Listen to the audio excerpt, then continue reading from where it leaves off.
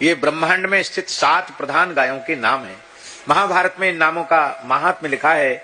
इन 7 नामों को जो कोई उच्चारण करता है वो ब्रह्मांड की समस्त गायों का स्मरण उसके द्वारा हो जाता है, समस्त गायों के नामों का उच्चारण उसके द्वारा हो जाता है, उसके संपूर्ण पाप नष्ट हो जाते हैं, उसे गोदान का पुण्य प्राप्त हो जाता है, उसको चंद्रमा के जैसी कांति प्राप्त हो जाती है और अंत में वह भगवान के नित्य धाम को प्राप्त करता है, उसके सारे पाप नष्ट हो जाते हैं।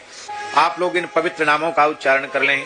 श्री बहुलायै नमः, श्री बहुलायै नमः, श्री समंगायै नमः, श्री समंगायै नमः, श्री अकुतो भयायै नमः, श्री अकुतो भयायै नमः, श्री क्षेमायै नमः, श्री क्षेमायै नमः, श्री सख्यायै नमः, श्री सख्यायै नमः, श्री भूयस्यै नमः, श्री भूयस्यै नमः, श्री सर्वसहायै नमः, श्री सर्वसहायै नमः, श्री समंगायै नमः। श्री समंगायै नमः। इस प्रकार से ये नाम है।